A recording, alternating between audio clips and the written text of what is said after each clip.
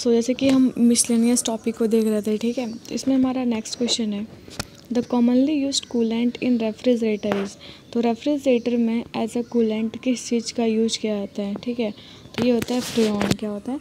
फ्रेऑन। The commonly used coolant in refrigerator is freon. Chlorofluorocarbon contains freon which is the cheap reason behind ozone depletion. तो ये जो फ्रेऑन है, ठीक है, फ्रेऑन होता है किसमें? डायरेक्ट फ्रेऑन नहीं होता, वो एक कंपाउंड है क्लोरोफ्लोरोकार्बन, ठीक है, इसमें फ्रेऑन होता है। और ये क्लोरोफ्लोरोकार्बन जो है CFC, this is the main reason for ozone depletion, ठीक है। ओजोन लेयर जो हमारा डिप्लीट हो रहा है, कम हो रहा है या ख़त्म हो रहा है, इसका एक सबसे बड़ा रीज़न क्या है? Chlorofluorocarbon compounds. नेक्स्ट क्वेश्चन है, removal of carbon particles from air involves the principle of. तो कार्बन पार्टिकल्स को जब हम एयर से रिमूव करते हैं तो इस प्रोसेस को क्या बोला जाता है, ठीक है। पहला है प्रेसिपिटेशन। प्रेसिपिटेशन तो वो होता है कि जब कोई रिएक्शन हो रहा हो तो उसमें एक पर्टिकुलर कंपाउंड जो है वो सॉलिड के फॉर्म में डिपॉजिट हो जाए, दैट इज़ कॉल्ड प्रेसिपिटेशन। तो ये तो नहीं होगा, ठीक है। फिल्ट्रेशन, फिल्टर कर सकते हैं। सेडिमेंटेशन, सेडिमेंटेशन का मतलब होता है सपोज़ हमने अगर वाटर में अगर हमने सैंड को मिक्स कर दिया, ठीक है, क्योंकि सैंड का जो वेट है, डेंसिटी है, वो ज़्यादा है इन कंपेरिजन टू वाटर, तो क्या होगा? वो सेडिमेंट कर जाएगा, नीचे जो सरफेस पे आ जाएगा। इस प्रोसेस को कहते हैं सेडिमेंटेशन। तो ये भी नहीं होगा। तो इसका जो आंसर होगा, करेक्ट आंसर, जो कार्बन पार्टिकल्स को एयर से रिमूव करने की प्रोसेस है, इसको बोला जाता है इलेक्ट्रोफोरेसिस, ठीक है। Electrophoresis is a technique for the separation of carbon particles from air. तो एयर से कार्बन पार्टिकल्स को सेपरेट करने की प्रोसेस है, एक टेक्निक है जो कि है इलेक्ट्रोफोरेसिस, ठीक है, which is based on the mobility of ions present in an electric field.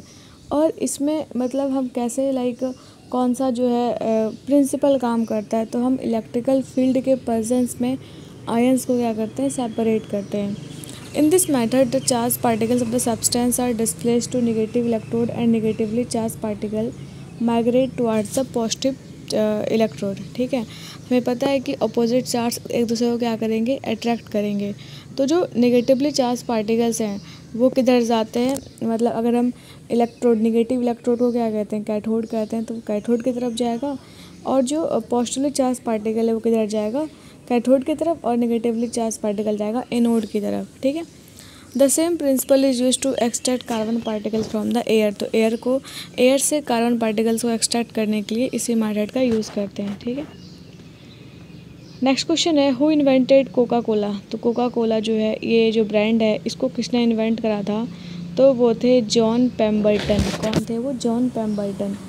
Coca Cola, जिसको हम कोक भी कहते हैं, it is a carbonated soft drink manufactured by Coca Cola company which is located in Atlanta Georgia USA। तो Coca Cola जो कि Coke होता है, जो ड्रिंक है ना कोका कोला, तो ये क्या होता है? पहले तो सॉफ्ट ड्रिंक्स जो होते हैं वो कार्बोनेटेड होते हैं, उसमें कार्बोनिक एसिड होता है, CO2 उसमें मिक्स होता है, तो कार्बोनेटेड ड्रिंक है ये। इसको बनाया गया था कोका कोला कंपनी के द्वारा फर्स्ट टाइम में। और कहाँ पे ये है कोका कोला की कंपनी, या फिर कह सकते हैं हेडक्वार्टर कहाँ पे है? तो अटलांटा जॉर्जिया USA में, ठीक है। It was discovered in 19th century by John Pemberton. तो ऐसा नहीं कि CO2 को डिस्कवर किया गया उस टाइम, नहीं। यहाँ पे हमने क्या करा कि कुछ ऐसा कुछ केमिकल्स को या फिर गैसेस को मिला के हमने एक सॉफ्ट ड्रिंक प्रिपेयर करा, ठीक है। नेक्स्ट क्वेश्चन है, the poisonous gas accidentally released in Bhopal gas tragedy.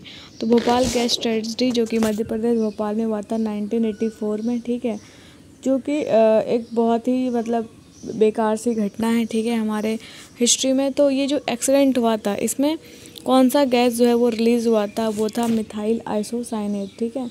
ये बहुत ही ज़्यादा पॉइजनस गैस होती है, तो इसके रिलीज होने से क्या हुआ था? ये जो है एक्सीडेंट हुआ था मिथाइल आइसोसाइनाइड गैस, ठीक है।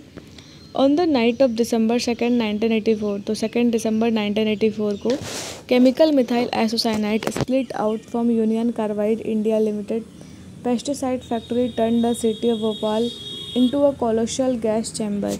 तो ये जो पूरा जो इंसिडेंट था, ये ट्रेजेडी जो है, ये हुआ था 2 दिसंबर 1984 को, ठीक है। इसमें केमिकल कौन सा रिलीज़ हुआ? मिथाइल आइसोसाइनेट, ये तो हमने देख लिया। अब ये जो कंपनी थी ये किसकी कंपनी थी? ये थी union Carbide India limited company, जो कि एक पेस्टिसाइड मेकिंग फैक्ट्री थी। पेस्टिसाइड क्या होता है? जिसको पेस्ट्स को किल करने के जो केमिकल्स होते हैं उसको क्या बोला जाता है? पेस्टिसाइड बोला जाता है। ठीक है। It was India's first major industrial disaster. जो इंडिया का इतना बड़ा डिजास्टर जो है ये पहला था। ठीक है। At least 30 tons of methyl isocyanide gas killed more than 15,000 people and affected. लगभग जो है यहाँ पे कि 6 लाख वर्कर्स इससे अफेक्ट हुए और 15,000 पीपल की इसमें डेथ हो गई थी। तो this was the worst tragedy. ठीक है। तो इसमें जो है 30 tons of methyl isocyanide gas release हो गया था। Bhopal gas tragedy is known as world's most industrial disaster. तो ये भोपाल गैस ट्रेजेडी एक वर्ल्ड का मोस्ट इंडस्ट्रियल डिजास्टर है। ठीक है। Most worst. नेक्स्ट है methyl isocyanide is a colourless liquid used for making pesticide. तो मिथाइल आइसोसाइनाइड होता क्या है? ये एक गैस है जिसको यूज़ करते हैं पेस्टिसाइड के मैन्युफैक्चरिंग में। ठीक है। Methyl isocyanide is safe when maintain properly. अगर हम इसको प्रॉपरली मेंटेन करें तो ये सेफ़ है। अदरवाइज़ क्योंकि ये जो है ना हीट से बहुत ही जल्दी रिएक्ट कर जाता है। तो जब वाटर से रिएक्ट करता है ये मिथाइल आइसोसाइनाइड, तो यहाँ पे जो है पूरा एक प्रॉपर हीट रिएक्शन जो है वो कैरी आउट हो जाता है। ठीक है। नेक्स्ट क्वेश्चन है soda water was invented by. तो सेम क्वेश्चन है कि सोडा वाटर को किसने इन्वेंट करा था? तो ये करा था किसने? जोसेफ प्रिस्टली ने। किसने किया था? जोसेफ प्रिस्टली ने। ऑप्शन नंबर बी इस क्वेश्चन का करेक्ट आंसर है। Joseph priestly invented carbonated water और सोडा वाटर। तो जोसेफ प्रिस्टली ने ही कार्बोनेटेड वाटर या फिर सोडा वाटर को इन्वेंट करा था। He invented carbonation process in England in 1767 AD। और ये जो इन्वेंशन है कार्बोनेटेड वाटर का ये कब हुआ? 1767 में। ठीक है। The process however was not commercialised until 1786 in Switzerland by a man named Jacob Schweppes. ठीक है। तो ये जो ऐसे तो केमिकली बना लिया गया 1767 में ही, but for commercial purpose means हम इसको यूज़ करने के लिए या फिर इसको सेल करने के लिए ऐसे प्रॉपरली कब तक इंडस्ट्रियलाइज कब हुआ? ये 1786 में, जबकि स्विट्ज़रलैंड के एक पर्सन ने इसको क्या किया? कमर्शलाइज किया। ठीक है। आगे बढ़ते हैं। हाँ, नेक्स्ट क्वेश्चन है potassium permanganate is used for purifying drinking water because. तो पोटेशियम परमैंगनेट जो है जिसका फॉर्मूला होता है KMnO4। क्या होता है? KMnO4। तो इसका यूज़ करते हैं वाटर को प्यूरिफाई करने के लिए। क्यों? क्योंकि ये जो है पोटेशियम परमैंगनेट एक बहुत ही ज़्यादा अच्छा ऑक्सीडाइजिंग एजेंट। ठीक है। तो उसका ऑप्शन नंबर बी जो है वो करेक्ट आंसर होगा। Potassium permanganate is an oxidiser agent which is internal treatment method of soluble iron manganese hydrogen convert sulphide into solid particles which are sieved from water. तो potassium permanganate एक oxidising agent है, इसीलिए क्या करते हैं? Water के treatment के लिए इसको यूज़ करते हैं, वाटर को प्यूरिफाई करने के लिए यूज़ करते हैं। It also controls the growth of germinating bacteria in the well. तो जो अगर हम इसको कुएं में भी डाल देते हैं ताकि जो है बैक्टीरिया जो कुएं में हो रहा है, ठीक है, वेल में जो बैक्टीरिया है वो ख़त्म हो जाए। ठीक है। इट्स केमिकल फॉर्मूला KMnO4 मैंने पहले बता दिया, KMnO4 था इसका formula. It is also called as red medicine. Red medicine क्यों कहते हैं? क्योंकि इसका जो कलर है ना वो पूरा पिंक या फिर कह सकते हैं डार्क पिंक वायलेट टाइप का होता है। तो इस वजह से इसको हम क्या बोला जाता है? रेड मेडिसिन भी बोला जाता है। ठीक है। और रेड मेडिसिन का यूज़ कहाँ पे होता है? वाटर को प्यूरिफाई करने के लिए या फिर अदर सोर्सेज के वाटर को प्यूरिफाई करने के लिए। ठीक है। Which of the following is an effective fire extinguisher. इसमें से कौन सा जो है गैस वो एक बहुत ही अच्छा कह सकते हैं फायर एक्सटिंग्विशर है, मीन्स हम उससे फायर को बुझा सकते हैं। ठीक है। तो वो कौन सा गैस है? ये है हेलोन्स। क्या होता है? Halons. Halons is an effective fire extinguisher. The National Fire Protection Association calls halon a clean agent. तो अब क्वेश्चन ये भी पूछ सकता है कि कौन से फायर एक्सटिंग्विशर जो एक्सटिंग्विशिंग गैस है उसको बोला जाता है क्लीन एजेंट। तो वो कौन सा? हेलोन्स। ठीक है। और हेलोन्स जो है इसको हम as a fire extinguisher use कर सकते हैं। ठीक है। In welding argon is used because of its. तो जब वेल्डिंग क्या होता है कि जब हम आयरन को या मेटल्स को क्या करते हैं? जोड़ते हैं, टूटने के बाद अगर उसको कनेक्ट करना होता है दोबारा तो उसके लिए यूज़ करते हैं। अब कि आर्गन को वेल्डिंग के लिए क्यों यूज़ करते हैं? क्योंकि आर्गन जो है वो किसी भी मेटल के साथ जल्दी रिएक्ट नहीं करता, क्योंकि हमें पता है आर्गन कैसा गैस है, एक नोबल गैस है, ठीक है, इनर्ट गैस है। तो इनर्ट गैसेज जो हैं उसकी रिएक्टिविटी काफ़ी कम होती है, इनफैक्ट कह सकते हैं नहीं ही होती है। तो इसलिए लो रिएक्टिविटी के मेटल्स के साथ लो रिएक्टिविटी की वजह से वेल्डिंग में हम आयरन को यूज़ करते हैं, ठीक है। In welding argon is used as a welding gas because it is chemically inert and forms no compounds. तो क्यों करते हैं यूज़, क्योंकि ये इनर्ट गैस है और यहाँ पे कंपाउंड का फॉर्मेशन ये नहीं करते हैं। At the high temperature that welding requires the metals being welded become highly reactive to the elements in the atmosphere. क्योंकि जब वेल्डिंग होता है तो उस केस में टेम्परेचर काफ़ी हाई होता है, क्योंकि ऑलरेडी वेल्डिंग में हो क्या रहा है, मेनली वहाँ पे मेटल मेल्ट ही तो कर रहे हैं। अगर हमने एक सॉलिड को ऐसे मेल्ट कर दिया तो आप समझ सकते हैं कि उसका टेम्परेचर कितना ज़्यादा बढ़ गया होगा, ठीक है। और जब टेम्परेचर बहुत ज़्यादा है तो उसकी रिएक्टिविटी भी बढ़ जाएगी, तो इसलिए हमें वहाँ पे कोई ना कोई इनर्ट गैस को यूज़ करना पड़ता है, ठीक है। Contamination from these elements can lead to brittle welds and instability in the welding arc. तो अगर कभी भी अगर जो वेल्डिंग गैस है जिससे हम वेल्डिंग कर रहे हैं, अगर वही रिएक्ट कर गया तो क्या होगा, ना तो वो वेल्डिंग स्ट्रांग होगा और ना ही हम मतलब वो एक, क्योंकि मेटल्स में कोई और कंपाउंड मिक्स हो जा रहा है, ठीक है।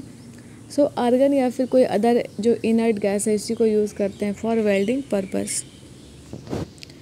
According to DAS, for a solution of volatile liquids, the partial annual pressure of each component of the solution is proportional to its mole fraction present in the solution, ठीक है। तो कौन सा ऐसा लॉ है, कौन सा ऐसा प्रिंसिपल है जिसके अकॉर्डिंग तो जो प्रेशर होता है हर एक कंपोनेंट का किसी सॉल्यूशन में वो किसके प्रोपोर्शनल होगा, मोल फ्रैक्शन के। मोल फ्रैक्शन को हम एक्स से नोट करते हैं, इसके प्रोपोर्शनल होगा। तो ये क्या होता है, ये होता है रॉल्स लॉ। क्या होता है, रॉल्स लॉ, ठीक है। ऑप्शन नंबर डी इसका करेक्ट आंसर है। Raoult's law has been named after Francisco Marie Raoult, a French chemist who while conducting an experiment found that when substances were mixed in solution the vapor pressure of the solution decreased simultaneously। तो Rawls law जो है ये दिया था किसने, Francisco Marie Raoult ने, जो कि कहाँ के थे, फ्रांस के थे, फ्रांस के केमिस्ट थे, ठीक है।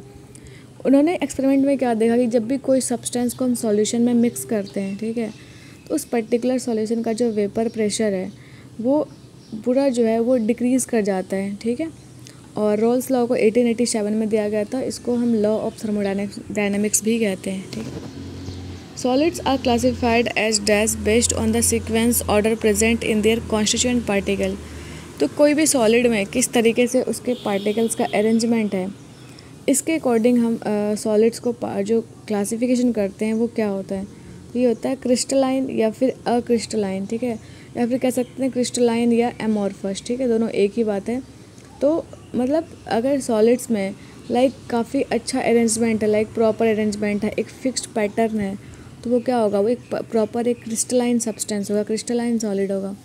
लेकिन अगर उसमें अरेंजमेंट जो है पार्टिकल्स का, मॉलिक्यूल्स का, वो एक प्रॉपर अरेंजमेंट में नहीं है, तो क्या होगा, वो एमॉर्फस होगा या फिर अक्रिस्टलाइन होगा। ऑप्शन नंबर ए इसका करेक्ट आंसर है, ठीक है। Solids can be classified as crystalline और amorphous on the basis of nature of order present in the arrangement of their constituent particles, ठीक है। तो जो कोई भी कंपाउंड है उसमें उसके पार्टिकल्स की क्या अरेंजमेंट है, किस तरीके से किस ऑर्डर में पार्टिकल्स अरेंज है, इसके अकॉर्डिंग हम सॉलिड्स को क्लासीफाई कर सकते हैं दो टाइप्स में, एक तो क्रिस्टलाइन, दूसरा क्या होता है, amorphous. A crystalline solid usually consists of a large number of small crystals, each of them having a definite characteristic geometric shape। तो हर एक जो है क्रिस्टलाइन सॉलिड एक उसमें बहुत सारे स्मॉल क्रिस्टल तो होंगे और अलग अलग अरेंजमेंट के बेसिस पे उसकी शेप भी क्या होती है, अलग अलग होती है, ठीक है। In a crystal the arrangement of constituent particles is ordered, it has long range order which means that there is a regular pattern of arrangement of particles which repeats itself periodically, ठीक है। तो actual में होता क्या है कि जो arrangement है पार्टिकल्स का, ठीक है, एक प्रॉपर क्रिस्टल में वो अरेंजमेंट जो है वो अलग अलग टाइप से होते हैं और वो अलग अलग शेप देते हैं, ठीक है। An amorphous solid consist of particles of irregular shape. तो कोई भी अगर एमॉर्फस सॉलिड है, क्रिस्टलाइन में एक प्रॉपर अरेंजमेंट है, इसका मतलब क्या होगा कि एमॉर्फस में क्या होगा, एक प्रॉपर अरेंजमेंट नहीं होगा। The arrangement of constituent particles in such a solid has a very short range order। अगर एमॉर्फस में हमें ऑर्डर दिख भी गया तो वो पूरे सॉलिड में फॉलो नहीं होगा, बल्कि वो कहाँ तक होगा, कुछ ही शॉर्ट ऑर्डर तक ही वो फॉलो होगा। In such arrangement, a regular and periodically repeating pattern is observed over short distance only, and such portions are scattered and in between the arrangement is disordered. The structure of quartz and quartz glass, like ये इसके example हो गए amorphous solids के। ये amorphous solid में पहले तो arrangement होगा नहीं, और होगा भी तो क्या होगा, काफ़ी शॉर्ट रेंज का होगा, ठीक है। और इसके एग्जाम्पल क्या है amorphous के, ये है quartz glass, ठीक है। नेक्स्ट क्वेश्चन है, the state of a material made after cooling a very low density gas to a very low temperature is called. तो एक ऐसा स्टेट, वो कौन सा स्टेट है जब हम एक लो डेंसिटी गैस को, ऐसी गैस जिसकी डेंसिटी काफ़ी लो है, उसको बहुत ही कम टेम्परेचर पे ले आते हैं, तो वो कौन सा जो है मैटर का कौन सा स्टेट बनता है, तो वो होता है बोस आइंस्टीन कंडेंसेट, ठीक है। ऐसा नॉर्मली तो हम 3 ही स्टेट पढ़ते हैं, सॉलिड, लिक्विड और गैस, लेकिन इसके अलावा जो होता है 2 और स्टेट्स हैं, वो क्या है, प्लाज्मा और बोस आइंस्टीन कंडेंसेट, ठीक है। बोस आइंस्टीन कंडेंसेट जो कि कब फॉर्म होता है, जब हम कोई भी लो डेंसिटी गैस को सुपर लो टेम्परेचर तक ले जाते हैं, सपोज एब्सोल्यूट 0 पे हम ले गए, ठीक है। तो क्या होगा, उस केस में क्या बनता है, एक बोस आइंस्टीन कंडेंसेट जो है स्टेट का फॉर्मेशन होता है। When does butter become a colloid, तो जो बटर है वो कोलॉइड में कब कन्वर्ट होगा, ठीक है। तो हमें पता है, तो अलग अलग जो है पार्टिकल्स के बेसिस पे, पार्टिकल के साइज पे हम जो है मिक्सचर को अलग अलग पार्ट्स में डिवाइड करते हैं। सपोज़ कोई सॉल्यूशन है, कोई कोलॉइड है, ठीक है, तो कोई सस्पेंसन है, तो कोलॉइड कब बनता है, तो जब fat globules are dispersed in water. तो बटर के जो फैट ग्लोब्यूल्स हैं, फैट के जो पार्टिकल्स हैं, वो वाटर में पूरे डिस्पर्स्ड रहेंगे, तो क्या बनेगा, बटर जो वो क्या बन जाता है, कोलॉइड बन जाता है, ठीक है। नेक्स्ट क्वेश्चन है, इंटरमॉलिकुलर स्पेस इज लिस्ट इन। तो यहाँ पे 2 चीज़ें आती हैं, ठीक है। एक तो होता है इंटरमॉलिकुलर स्पेस, दूसरा होता है इंटरमॉलिकुलर फोर्स, ठीक है। तो जो सॉलिड्स हैं, सपोज हम एक ऑर्डर लिखते हैं ना, सब सॉलिड्स, लिक्विड और गैस, ठीक है। तो यहाँ पे क्या है, ये डिक्रीजिंग ऑर्डर है किसका, इंटरमॉलिकुलर फोर्स का, ठीक है, इंटरमॉलिकुलर फोर्स का। और ये डिक्रीजिंग ऑर्डर, ये लेकिन ये अगर ये तो हो गया इंटरमॉलिकुलर फोर्स का ऑर्डर की, अगर हम सबसे ज़्यादा फोर्स किस में होगा, सॉलिड्स में, क्योंकि ये काफ़ी टाइटली पैक्ड होंगे। लेकिन अगर क्योंकि ये टाइटली पैक्ड है, तो इंटरमॉलिकुलर स्पेस क्या होगा, उतना ही कम होगा यहाँ पे। तो इधर से जब इधर जाएंगे तो क्या होगा, इंटरमॉलिकुलर स्पेस क्या होगा, इंक्रीज़ करेगा, ठीक है। तो बोल रहा है सबसे कम जो है इंटरमॉलिकुलर स्पेस किस में होगा, तो ये होगा जो सॉलिड है उसमें होगा। तो सॉलिड क्या है, आइस है, ठीक है। तो ऑप्शन नंबर सी इसका करेक्ट आंसर है। The intermolecular force is space is minimum in solids compare to liquid and gas. तो इंटरमॉलिकुलर फोर्स स्पेस जो है वो किस में होता है, मिनिमम सॉलिड्स में, और उसके बाद किस में होगा, लिक्विड में, और सबसे ज़्यादा स्पेस किस में होगा, गैस में। The order of intermolecular force of attraction is following order, solid, liquid, gas. और जो इसका जस्ट अपोजिट ऑर्डर किसका होगा, इंटरमॉलिकुलर फोर्स ऑफ अट्रैक्शन का। सबसे ज़्यादा जो अट्रैक्शन होगा वो सॉलिड में होगा, फिर लिक्विड में, एंड देन गैस में। Liquid water has less molecular space than ice and is therefore denser. तो लिक्विड में जो है मॉलिकुलर स्पेस क्या होता है, वो कम होता है इन कंपैरिजन टू आइस, इस वजह से क्या है, इसकी डेंसिटी ज़्यादा होती है, ठीक है, मतलब डेंसिटी कम होती है। दैट्स वाई आइस जो है वो फ्लोट करता है लिक्विड वाटर में। In liquid water the molecules tend to bond together since one end of the molecule is slightly more positive than the other. तो ये जो क्या होता है ना, एक्चुअल में मॉलिक्यूल्स जो हैं वो एक बॉन्ड जो है वो एक एंड पे मॉलिक्यूल्स ज़्यादा पॉजिटिव होंगे दूसरे के कंपैरिजन में, और ये क्रिस्टलाइन होते हैं आइस के पार्टिकल्स, ठीक है। तो इसमें मॉलिक्यूल्स जो है वो स्पेस होता है वो काफ़ी कम होता है। नेक्स्ट क्वेश्चन है, which of the following is a renewable source of energy. तो एनर्जी के 2 सोर्सेज हैं, एक तो है रिन्यूएबल, दूसरा है नॉन रिन्यूएबल, ठीक है। रिन्यूएबल का नाम से दिख रहा है हमें कि दोबारा न्यू, मतलब दोबारा जिसको बना सकते हैं, दोबारा न्यू कर सकते हैं, ठीक है, रीन्यू। तो रीन्यू किसको कर सकते हैं हम, कोल एक बार ख़त्म हो गया तो ख़त्म, ठीक है, पेट्रोलियम एक बार ख़त्म तो ख़त्म, नेचुरल गैस भी पेट्रोलियम के साथ ही हमें मिलता है, तो ये भी ख़त्म, ठीक है। तो बचा क्या, बस प्लांट एक ऐसा सोर्स ऑफ एनर्जी है जो कि एवरग्रीन है, जो कि ख़त्म नहीं होगा, ठीक है। तो all this natural resources which do not end up being used are called sources of renewable energy. तो वो सारे ही सोर्स ऑफ एनर्जी जो कि ख़त्म नहीं होंगे, है ना, तो उसको हम क्या बोलेंगे, रिन्यूएबल सोर्स ऑफ एनर्जी। जिसके एग्जांपल हो गए plants, wind energy, solar energy, ocean energy, ठीक है, ये सारे एग्जांपल हैं रिन्यूएबल एनर्जी के। आगे बढ़ते हैं। नेक्स्ट क्वेश्चन है which is the highest quality of hard coal. हमने देखा था कि कोल की 4 वैरायटीज़ होती हैं, एंथ्रासाइट, बिटुमिनस, लिग्नाइट और पीट, ठीक है। अब बोल रहे हैं कि इसमें से कौन सा जो है वो बेस्ट क्वालिटी का कोल होता है, तो ये है anthracite. Option number A correct answer है। कोल की जो क्वालिटी है ये इस बात पे डिपेंड करती है कि उसमें कार्बन का परसेंटेज कितना है। तो यहाँ पे देख सकते हैं एंथ्रासाइट में क्या होता है, कार्बन का परसेंटेज सबसे ज़्यादा है, तो जो कि 94 से 98% होता है, इसलिए एंथ्रासाइट जो है वो प्योरेस्ट फॉर्म ऑफ कार्बन है, ठीक है। उसके बाद क्या होता है बिटुमिनस, उसके बाद होता है नेक्स्ट हमारा आएगा लिग्नाइट और उसके बाद क्या होगा पीट होगा। तो ये फर्स्ट ऑर्डर अगर लिखते हैं प्योरिटी का तो ये सेकंड पे आएगा, ये थर्ड पे और ये फोर्थ पे, ठीक है। नेक्स्ट क्वेश्चन है highest percentage of carbon is found in which form of coal. तो सेम क्वेश्चन है कि हाईएस्ट परसेंटेज ऑफ कार्बन किस में होता है, जो कि 94 से 98% है, वो कौन सा कोल है, anthracite. Option number A is the correct answer, ठीक है। Which one of the following is statement is incorrect. इसमें से कौन सा जो है स्टेटमेंट वो इनकरेक्ट है, ठीक है। Matter is made up of small particles. तो जो भी मैटर हैं, जितने भी मैटर प्रेजेंट हैं नेचर में, वो सारे किसी ना किसी स्मॉल पार्टिकल से बने हुए हैं, तो ये तो बिल्कुल सही है, ठीक है। Evaporation causes cooling. एवोपोरेशन से क्या होता है, कूलिंग होता है, बिल्कुल सही है। इसका एक प्रैक्टिकल एग्जांपल भी इसमें कि हम गर्मी के दिनों में जो पानी रखा जाता है, ठीक है, तो वो होता है ना मिट्टी का जो वो होता है बर्तन, ठीक है, घड़ा जो कहते हैं जिसको, तो उसमें पानी ठंडा क्यों रहता है, क्योंकि वहाँ पे क्या होता है एवोपोरेशन होता है, ठीक है, इसलिए वहाँ पे एवोपोरेशन से कह सकते हैं क्या होता है कूलिंग होता है।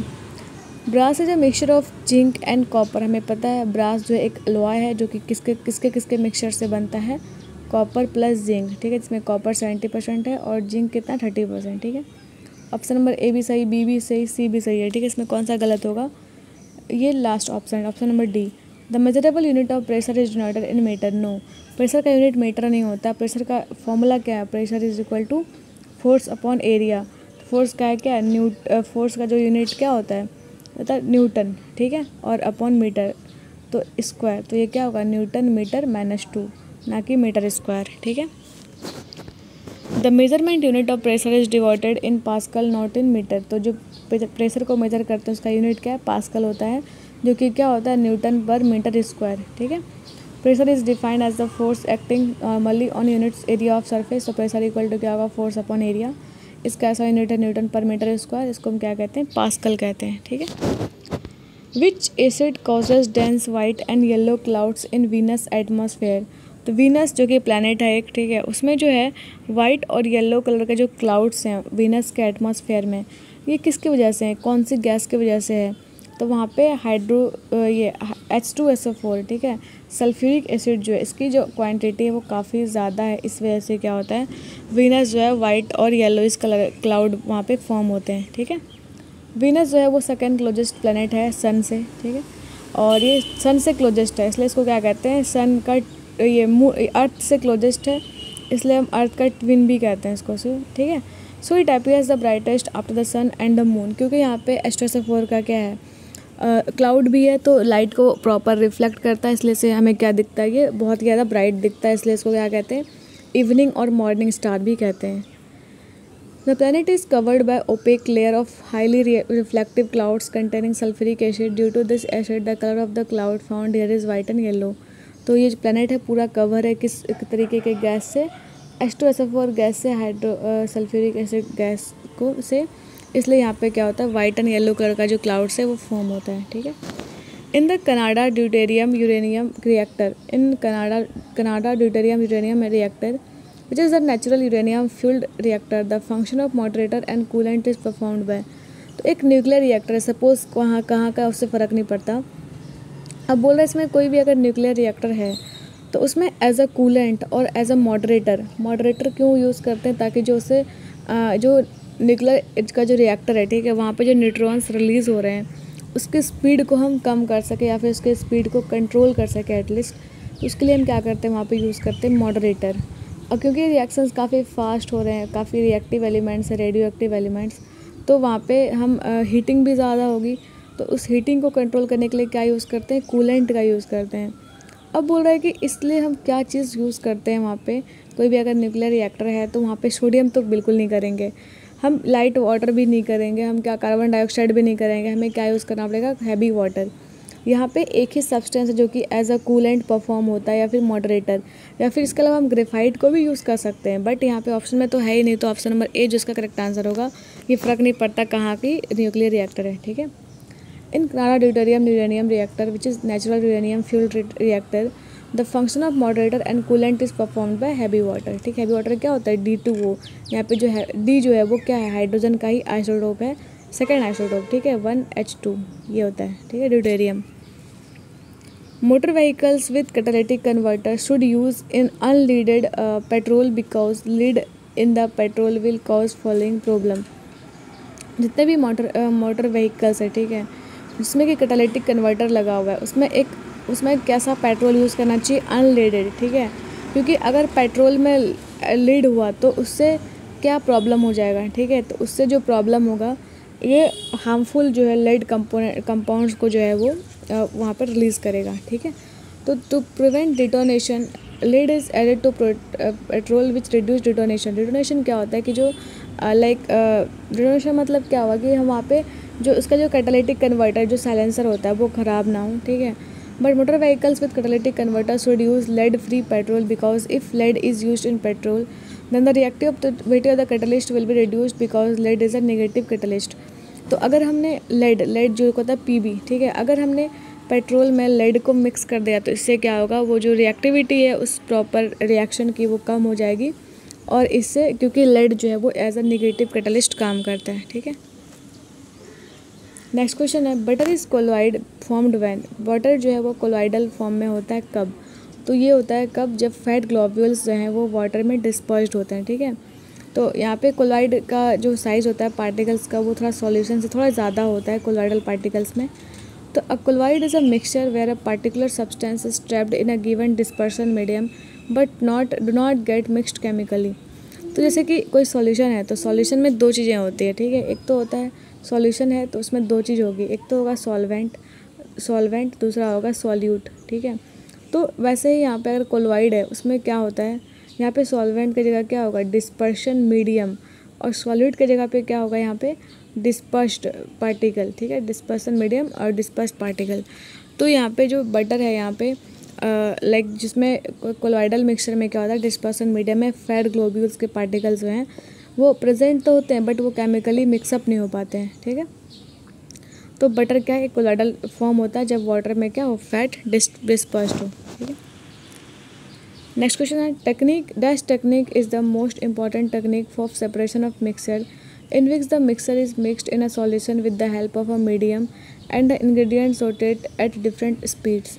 तो कौन सा ऐसा टेक्निक है जहाँ पे हम किसी एक मिक्सचर से उसके कंपोनेंट्स को सेपरेट करते हैं, वो भी एक पर्टिकुलर मीडियम से, ठीक है, क्योंकि वहाँ पे हम क्या करते हैं, अलग अलग इंग्रेडिएंट्स को अलग अलग स्पीड से वहाँ पर रोटेट कराते हैं, ठीक है।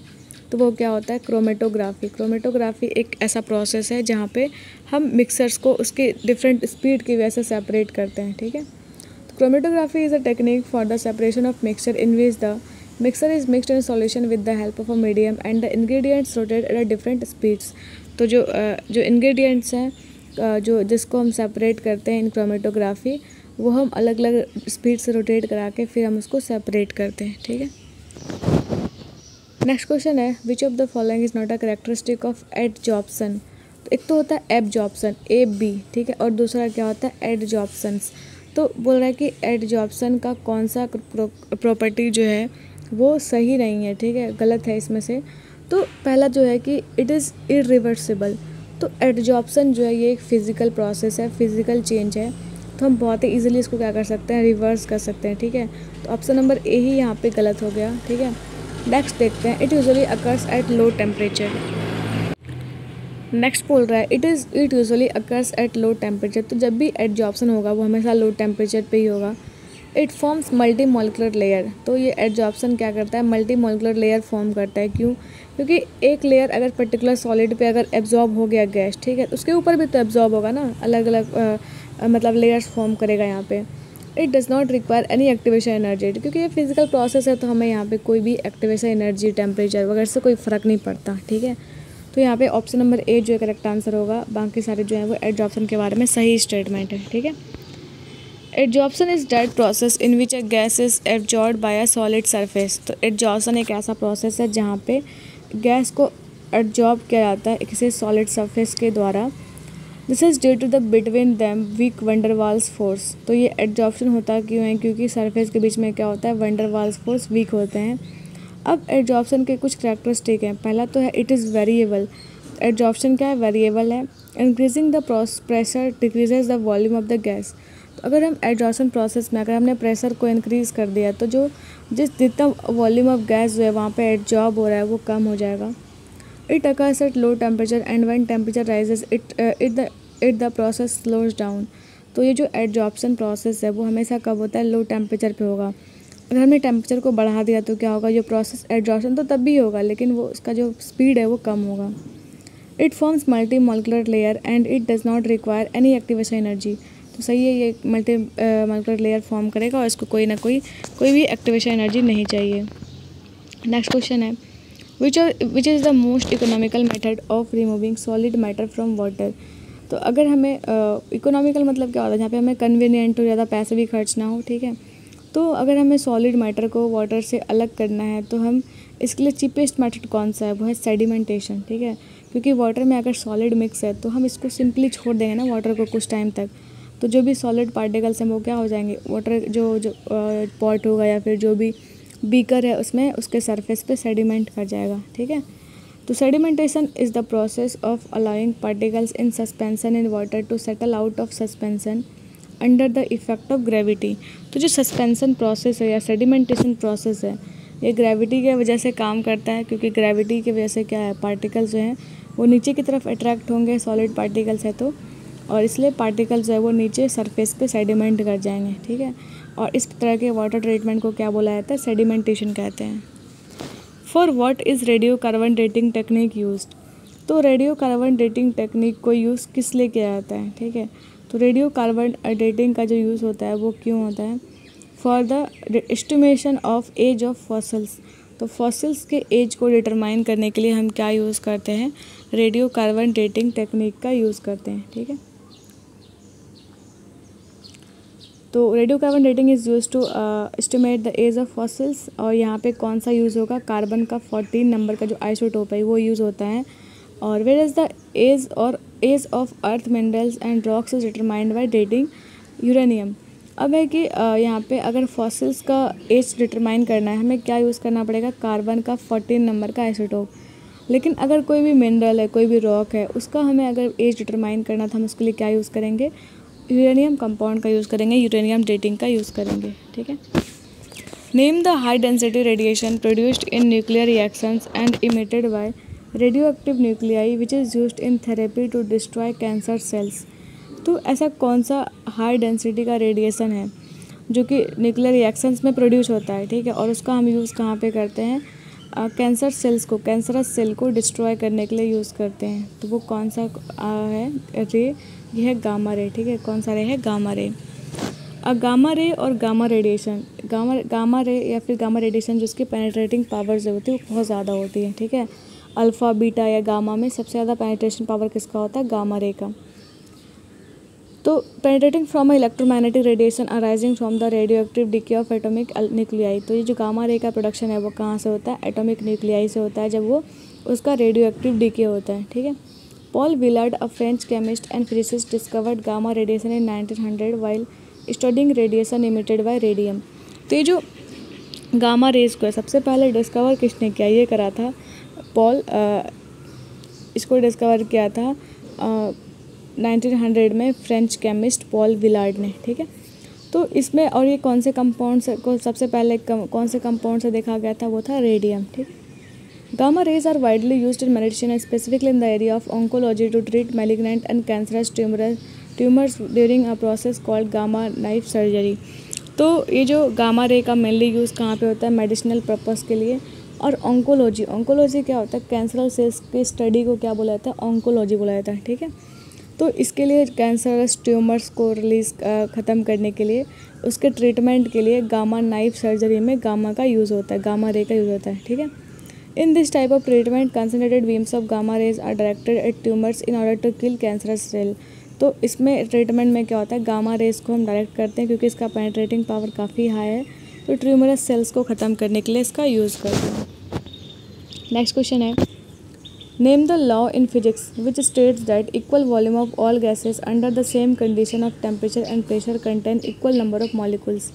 तो ऐसा कौन सा लॉ है फिजिक्स में जो ये कहता है कि अगर गैसेस की वॉल्यूम सेम है, इक्वल वॉल्यूम ऑफ गैसेस हैं, ठीक है, और टेम्परेचर भी सेम है, प्रेशर भी सेम है, तो उसमें नंबर ऑफ मॉलिक्यूल्स जो होंगे वो भी सेम होंगे, ठीक है। ये बोलता है कौन सा लॉ, एवोगैड्रो लॉ, ठीक है। ये हमारा एवोगैड्रो लॉ है, ठीक है। तो एवोगैड्रो लॉ है जो अकॉर्डिंग टू इस रूल के अकॉर्डिंग क्या है कि कोई भी अगर गैसेस, सपोज 2-4 गैसेस हैं, ठीक है, A B C D, और उसकी सबकी वॉल्यूम सेम है, वॉल्यूम भी है सबकी, ठीक है, प्रेशर भी P है सबकी प्रेशर सेम है, तो उसमें नंबर ऑफ़ मॉलिक्यूल्स होंगे वो सेम होंगे। सपोज अगर 1 मोल ऑफ गैस है तो उसका जो नंबर ऑफ़ मॉलिक्यूल्स होगा सब में कितना होगा, एवोगैड्रो नंबर के बराबर, जो कि होगा 6.023 × 10⁻23 मॉलिक्यूल्स।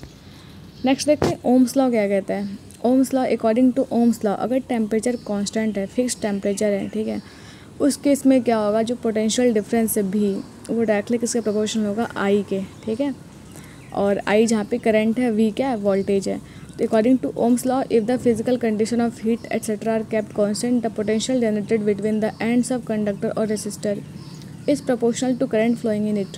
तो जो पोटेंशियल डिफरेंस होगा वो डायरेक्टली किसके प्रोपोर्शनल होगा, करंट के प्रोपोर्शनल होगा, ठीक है।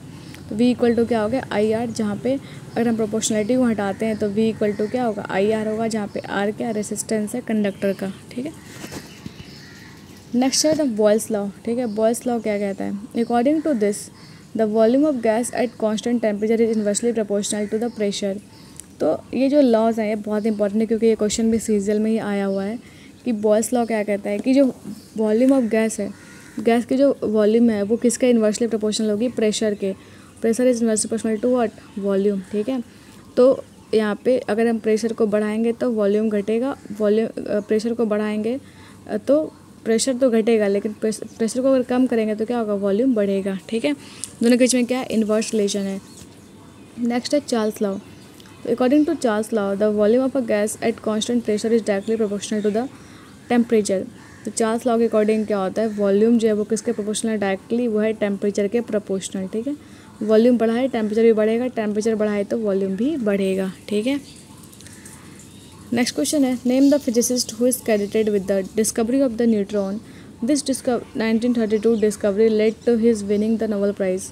तो कौन से फिजिसिस्ट थे, ठीक है, जिसने कि लाइक न्यूट्रॉन की डिस्कवरी करी। आपको अगर न्यूट्रॉन के डिस्कवरर का नाम कौन है, सिंपली ये पूछा गया है। और जिनको 1932 में इसका न्यूट्रॉन की डिस्कवरी हुई, इसके वजह से उनको क्या मिला, नोबेल प्राइज़ से भी दिया गया, ठीक है, नोबेल प्राइज़ भी दिया गया। तो ये कौन से साइंटिस्ट थे, ये थे जेम्स सेडविक, ठीक है। जेम्स सेडविक जो कि एक ब्रिटिश साइंटिस्ट थे, जेम्स सेडविक जो कि एक ब्रिटिश फिजिसिस्ट थे, साइंटिस्ट थे। इन्होंने न्यूट्रॉन्स जो कि एक फंडामेंटल पार्टिकल है, इलेक्ट्रॉन, प्रोटॉन और न्यूट्रॉन, ठीक है, ये तीनों फंडामेंटल पार्टिकल्स हैं। तो जो न्यूट्रॉन है इसको 1932 में डिस्कवर किया गया, सबसे लेट ये वाला पार्टिकल ही डिस्कवर किया गया। A particle of neutron is inside a nucleus of atom. तो न्यूट्रॉन तो क्या होता है, न्यूक्लियस के अंदर होता है ना। अगर सपोज ये एक एटम है तो इसमें अंदर न्यूक्लियस है, इसमें क्या होगा, न्यूट्रॉन और प्रोटॉन। तो प्रोटॉन एक न्यूट्रॉन एक न्यूट्रल पार्टिकल है और ये न्यूक्लियस में अंदर न्यूक्लियस में होता है प्रोटॉन के साथ, ठीक है। अब बाहर क्या होते हैं, इलेक्ट्रॉन्स होते हैं। James Chadwick for this discovery won the Nobel price in physics. और इस डिस्कवरी के लिए जेम्स सेडविक को नोबेल प्राइज़ से भी सम्मानित किया गया था, ठीक है। तो यहाँ पे हमारा जो केमिस्ट्री का पूरा पोर्शन है ये ख़त्म होता है। जितने भी प्रीवियस ईयर आए थे एसएससी में, चाहे वो कोई भी एग्ज़ाम हो, जेई, सीपीओ या सीएचएसएल या फिर सीजीएल, वो सारे ही ख़त्म होते हैं, ठीक है। मेन कुछ चीज़ें इंपॉर्टेंट जो मिसलेनियस में था वो था कि हम डिफरेंट लॉज के बारे में क्या कंडीशंस हैं, like Avogadro, Ohm's, Boyle's law, Charles law, ठीक है, ये सब हमें पता होना चाहिए। और जो कंपाउंड्स का मॉलिक्यूलर फॉर्मूला, ये सब तो इजी है चीज़ें, ठीक है। तो आई थिंक आपको ये जो केमिस्ट्री का पोर्शन है वो बिल्कुल समझ में आया होगा, ठीक है। तो नेक्स्ट हम साइंस का अलग पोर्शन हम फिर से स्टार्ट करेंगे, ठीक है। तो थैंक यू सो मच।